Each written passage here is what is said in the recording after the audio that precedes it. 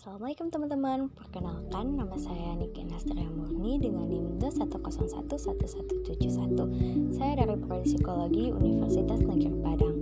Video ini dibuat untuk memenuhi ujian tengah semester pada mata kuliah Bahasa Indonesia. Nah, pada kesempatan kali ini saya akan menjelaskan materi tentang paragraf. Agar kita lebih memahami materi tentang paragraf, yuk mari disimak slide selanjutnya.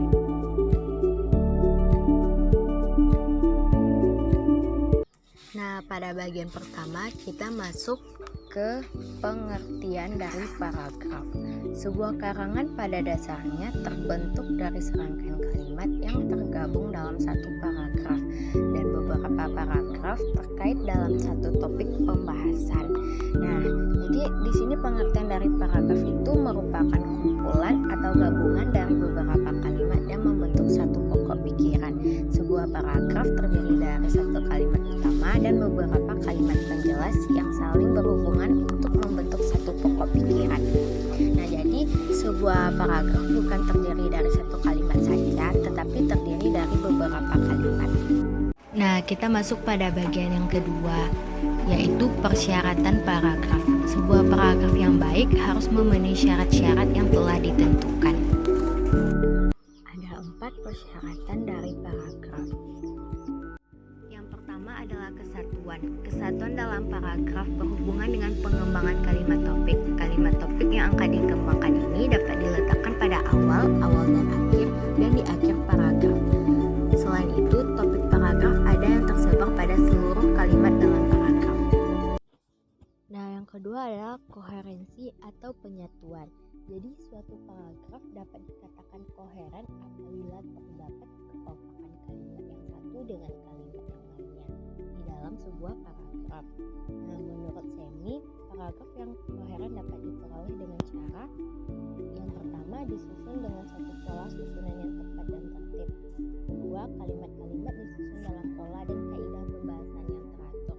Artinya, penyusunan paragraf ini bukan saja bermaksud untuk menyatakan hubungan antara kalimat dengan kalimat, melainkan kalau sedikit karena akan muncul suatu penyampaian ide atau gagasan yang kurang jelas. Jadi, si pembaca bingung. Ini gimana maksud dari paragrafnya? Jadi, gunakanlah sesuai dengan tuntunannya. Lanjut, yang keempat adalah susunan yang terpola. Nah, menurut Semi ada 3 susunan yang terpola. Pertama, susunan kronologis merupakan pengembangan paragraf dengan memperhatikan urutan waktu, lokasi, peristiwa. Pengembangan kronologis sering menggunakan kata-kata bantu seperti mula-mula, kemudian, sesudah itu, selanjutnya, dan lalu. Yang kedua, susunan ruang. Pengembangan paragraf ini menitik beratkan kepada pendeskripsian kondisi, bentuk, dan letak objek yang diamati. Deskripsi itu dapat dalam bentuk gambaran umum atau gambaran yang lebih pasti. Yang ketiga yaitu susunan logis adalah gagasan berdasarkan urutan semestinya, mendahulukan apa yang patut dahulu dan mengemudiankan apa yang patut kemudian. Susunan logis ini terdiri beberapa pola seperti definisi, klasifikasi, perbandingan, pertentangan, pemberian contoh, pemberian alasan, dan analisis sebab akibat.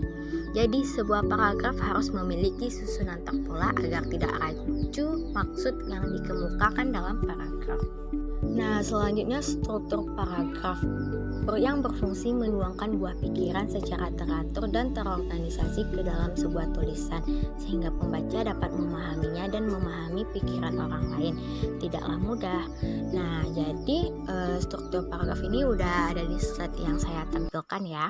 Nah, jadi berdasarkan uraian itu diketahui bahwa paragraf ini memiliki unsur pokok. Yang pertama, kalimat topik. Yang kedua, kalimat pengembang. Selanjutnya yang terakhir kita masuk ke bagian yang keempat, yaitu jenis-jenis paragraf. Nah, pembagian dari jenis-jenis paragraf ini juga terdapat 4 bagian. Yang pertama, berdasarkan kelengkapan. Terdiri dari paragraf sederhana, merupakan paragraf yang terdiri dari kumpulan 1 atau 2 kalimat yang membentuk satu fungsi pengantar suatu topik bahasan, penutup topik bahasan, dan peralihan topik bahasan dalam buku atau karangan ilmiah. Yang kedua, paragraf sempurna merupakan paragraf yang terdiri dari beberapa kalimat.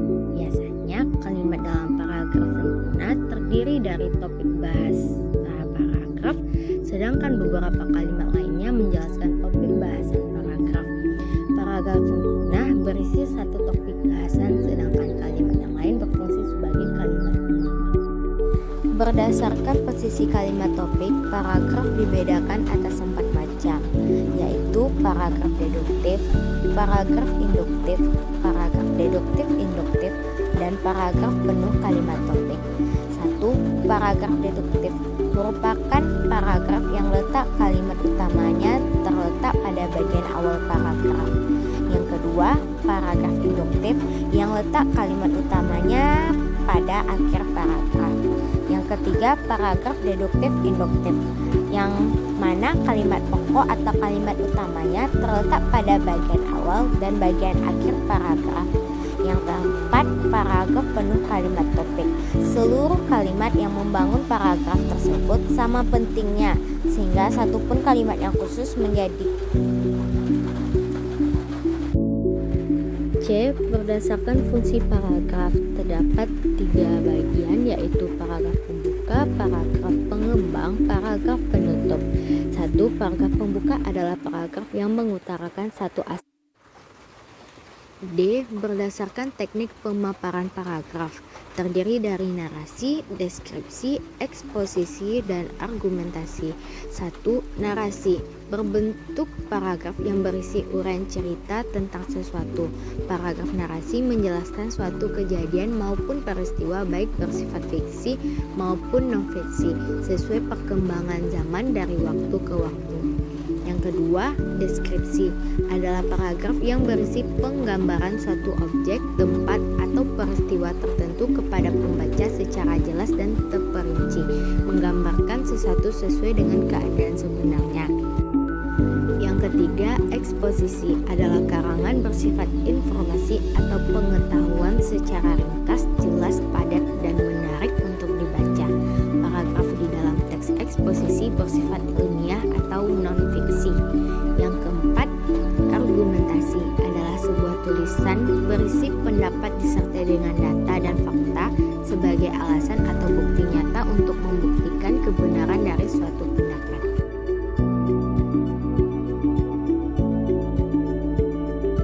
Sekian penjelasan singkat dari materi yang saya sampaikan tadi. Terima kasih sudah menonton, semoga bermanfaat. Assalamualaikum warahmatullahi wabarakatuh.